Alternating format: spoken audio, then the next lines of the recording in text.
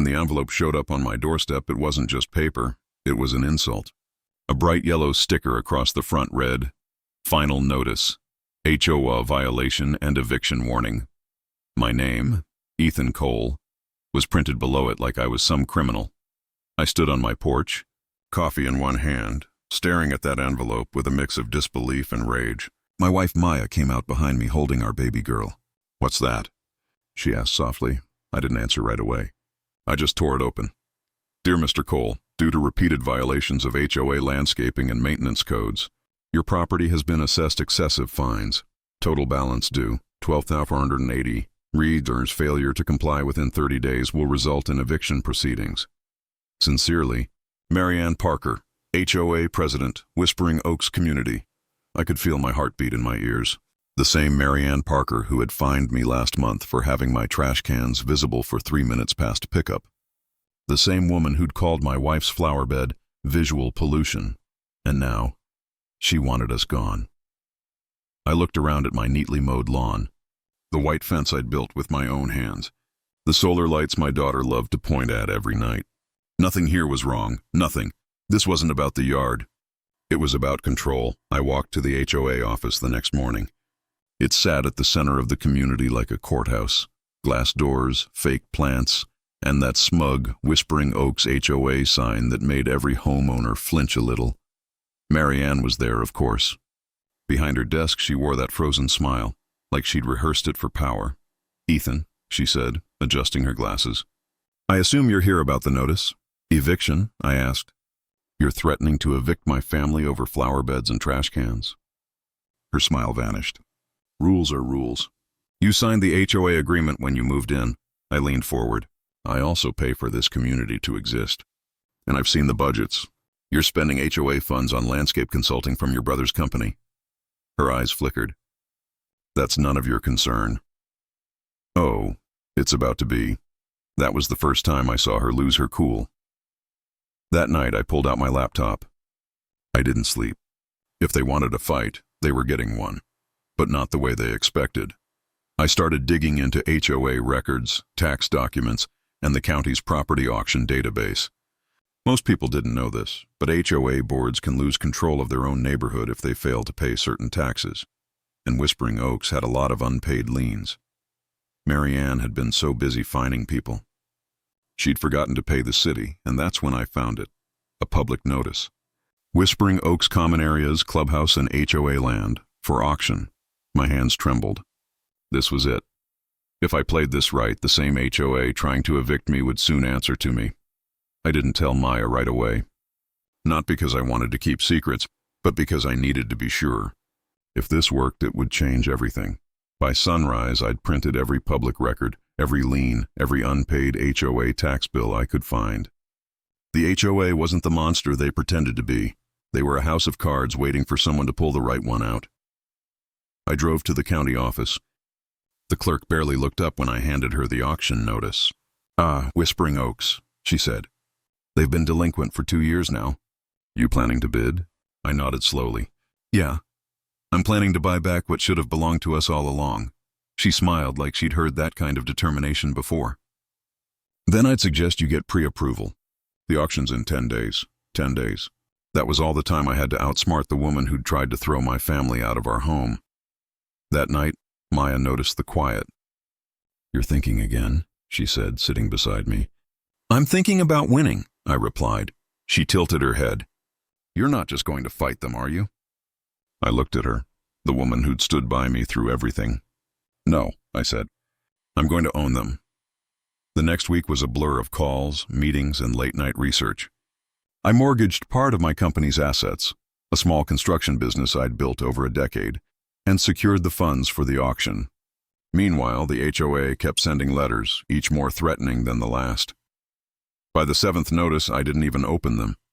I just smiled, because now I was the one watching them, not the other way around. On auction day, the courthouse steps were lined with a handful of bidders, but none of them knew what they were truly buying. Most thought Whispering Oaks HOA common property was just a fancy way of saying a few useless green patches and a clubhouse.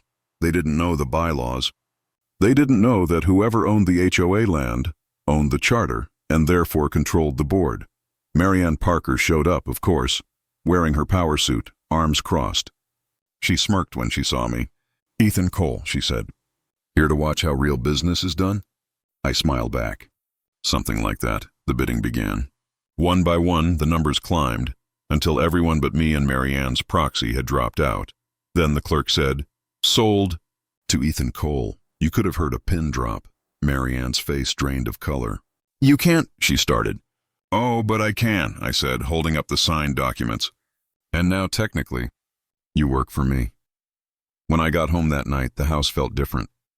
Not because anything had changed physically, but because for the first time since we'd moved in, it finally felt like ours. Maya was waiting in the kitchen, holding the eviction letter that had started it all. She looked up when she saw the envelope in my hand. "What's that?" I laid it on the table. Proof that we don't answer to them anymore. Her eyebrows knitted together. "You bought it?" I nodded. Every square inch.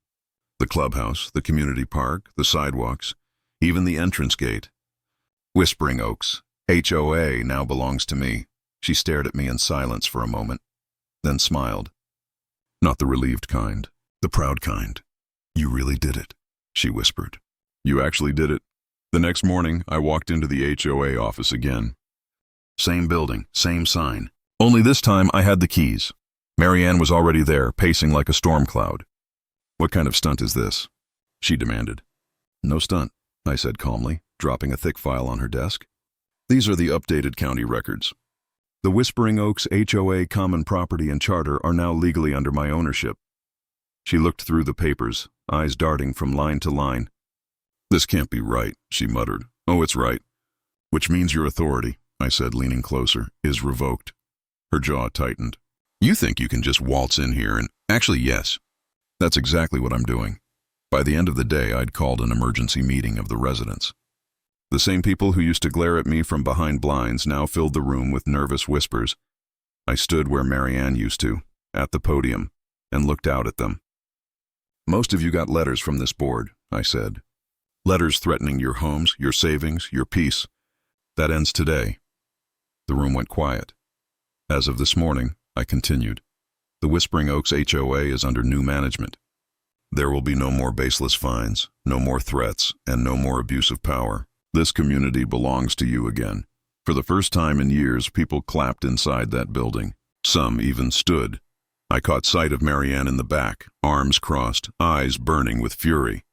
She wasn't used to losing. But I wasn't done with her yet, because in the files I'd found there was more, far more, than unpaid taxes. There were fake invoices, kickbacks, and even a bank transfer under her name. The same woman who had tried to destroy families with fines was stealing from every single one of them. And soon, everyone would know. For a week, I quietly collected evidence, emails, bank statements, contractor invoices, every shred of proof that showed Marianne Parker had turned a community organization into her personal ATM. What started as a few odd discrepancies in the ledger soon revealed something much bigger, a trail of money flowing into accounts tied to her brother's landscape company, her cousin's maintenance service, and even a fake consulting firm registered under her maiden name. I stared at the data on my screen one night and whispered, "You buried yourself." Marianne. The next HOA meeting was standing room only. News had spread that the board was under review, and everyone wanted answers. Marianne walked in wearing that same blazer she always wore when she wanted to project authority. But there was a crack in her confidence now. She wouldn't meet my eyes. I stood at the podium, the same one she'd once used to shame people for mailbox paint colors. "Before we begin," I said, "I'd like to show you all something." I turned on the projector. A spreadsheet appeared on the screen, glowing white against the dim light of the hall. "This," I continued, "is where your HOA fees went." Whispers rippled through the room. Every line had a name, a date, an amount, and one name that kept showing up, Marianne Parker. Her face went pale. This is taken out of context," she stammered. "You have no idea how accounting works." "Oh, I do," I interrupted, "because I had the county auditor verify every transaction." I clicked to the next slide, copies of bank transfers. Then the next, contracts signed under her maiden name. Then the final one, a statement showing $78,000 missing from HOA reserves. The crowd gasped. "Marianne Parker," I said, "you didn't just overstep your authority. You stole from every single family here." She looked around, desperate. "You can't prove—" "Already did," I said, holding up a folder. "And the county attorney's office will be getting this in the morning." The room erupted. People she'd bullied for years stood and cheered. A retired veteran shouted, "About damn time!" Another woman wiped tears from her eyes. Marianne turned and stormed out, but not before she passed right by me. She leaned close and hissed, "You think you've won? You have no idea who you're dealing with." I met her stare evenly. Someone who just lost everything. That night, I sat on my porch again, the same spot where it all started. Only this time there was no yellow envelope, no threat, no fear. Just the sound of the wind through the trees and the quiet hum of justice finally echoing through whispering oaks.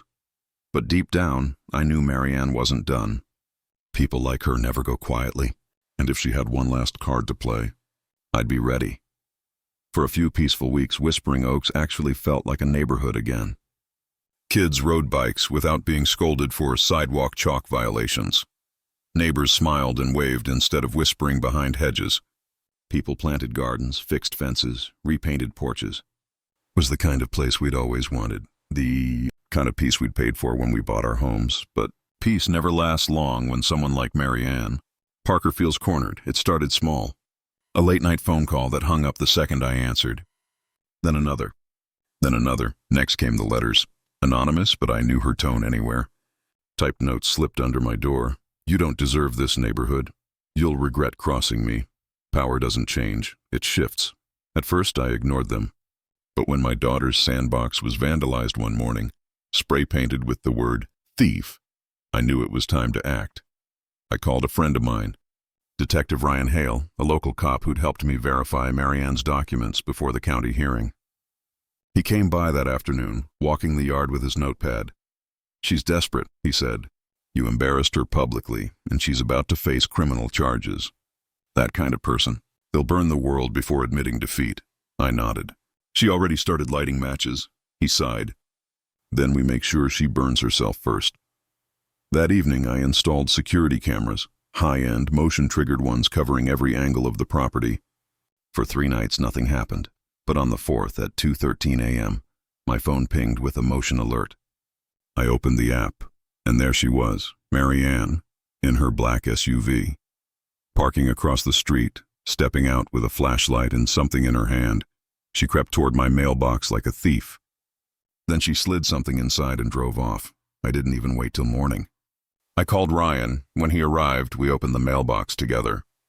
Inside was a manila envelope with my name scrawled on it, shaky handwriting, like she'd been rushing. Inside, forged documents, fake HOA ballots, and a typed statement of resignation supposedly signed by me. Her plan was obvious. She was trying to make it look like I'd stepped down, to create confusion and chaos. Ryan photographed everything. "This," he said, "is harassment, forgery, and tampering. She's done." By noon, a patrol car pulled up to her house. Half the neighborhood watched as officers escorted her out, still shouting about how she'd take back what was hers. When the cruiser drove off, the crowd turned to me. Someone started clapping again. Then others joined. But this time, it wasn't about victory. It was about closure, because for the first time in years, Whispering Oaks wasn't afraid anymore. That night, Maya came out onto the porch with me again. Same porch, same view, but everything felt brand new. She slipped her hand into mine. "So what happens now?" I smiled. "Now? We rebuild. The right way," she nodded, resting her head on my shoulder. "And Marianne?" I looked out toward the street, where her empty house stood in silence. "She'll face her own echo," I said softly. "Everyone does." The next few months were the kind of calm I'd forgotten existed. No fines, no threats, no secret meetings, just people finally breathing again. But with peace came responsibility. Owning the HOA meant I wasn't just a homeowner anymore. I was the steward of everything Whispering Oaks could become. And I refused to let it go back to what it was. So I called for a new kind of meeting. No podium, no hierarchy. Just a gathering at the park, under the big oak tree that had stood here long before any of us did. When I stepped up, people were sitting on picnic blankets, sipping coffee, talking quietly. Maya held our daughter on her lap, smiling. Not that strained smile she used to wear, but a real one. I raised my voice just enough. "Let's make this place what it should have been all along," I said. "No more board that rules over everyone. We'll build a council, a volunteer group of homeowners who make decisions together. No more secrecy, no more favoritism." Someone in the crowd asked, "So, no more HOA president?" I grinned. "No presidents, just neighbors." The applause that followed wasn't the loud, dramatic kind. It was steady, grateful, like a weight finally lifted. Over the next weeks, I watched as the neighborhood transformed. The old HOA office became a community center, with shelves of donated books and a weekend farmer's market in the parking lot. The fines fund? It paid for a new playground. The unused beautification budget? It became free landscaping help for elderly residents. And somehow, the more we gave back, the better everything looked. The lawns, the homes, even the people. One evening, as the sun dipped behind the rooftops, I sat on the curb watching a few kids draw chalk flowers on the sidewalk, something that used to earn a violation. Maya came over and laughed softly. "You realize you turned this HOA into something good?" I shrugged. It wasn't me. It was everyone finally getting their voice back. She leaned closer. "You started it." I didn't argue. Because deep down I knew, maybe I had. But justice isn't a solo act. It's a ripple that starts with one person saying, "Enough." A few weeks later, I got a letter in the mail. Not an eviction notice this time. A formal statement from the county courthouse. Marianne Parker, sentenced to 2 years for fraud and embezzlement. I folded it carefully, walked outside, and pinned it to the new community board, right next to the flyer for neighborhood BBQ night. The crowd that gathered around it didn't cheer. They didn't have to. We'd already moved past her. That night, I stood at the entrance of Whispering Oaks, the same spot where this story began. The lights along the road flickered gently, and a wooden sign read, "Welcome to Whispering Oaks, a community rebuilt by its owners." And below it, in small carved letters, were 3 simple words, "Justice Echo lives." It's funny how silence sounds different when it's honest. For years, every quiet night in Whispering Oaks carried tension, the kind that comes from knowing someone's always watching, judging, waiting for you to mess up. Now, the silence feels clean, peaceful, like the neighborhood finally learned how to breathe again. I walk the streets most evenings now, just to remind myself what we built. The Coleman's new rose garden, the Miller's porch lights twinkling, the laughter echoing from the playground. All the things that used to draw fines now fill this place with life. I pass by the old HOA building sometimes, or what's left of it. The glass doors are gone, replaced by murals painted by neighborhood kids. On the wall, someone spray-painted 3 words in bright white letters. "Power belongs here." I don't know who did it, but they were right. Every now and then, I still get letters from other communities asking how we did it. "How did you fight back?" they ask. "How did you win against your HOA?" The truth is, I didn't win. Not really. Winning implies someone else lost. What happened here was something bigger. We broke a cycle. We reminded ourselves that homes aren't owned by paper or policies. They're built by people who care enough to fight for them. Last week, my daughter, now old enough to ride her bike, asked me what HOA used to mean. I smiled and told her, it used to mean people who thought they owned the neighborhood. She tilted her head. "But we own it, right?" "Yeah," I said. "We do." She grinned, pedaling away down the street that once symbolized control and fear. Now it's just a road filled with chalk drawings and laughter. That night, after everyone had gone to bed, I sat on the porch one last time. Same chair, same view, but an entirely different feeling. The wind carried the faint hum of crickets and the soft glow of porch lights. And somewhere deep inside, I could almost hear it. The echo that started everything, the echo of defiance, the echo of truth, the echo of justice. And as I closed my eyes, I whispered the same words I carved into that wooden sign. "Justice Echo lives."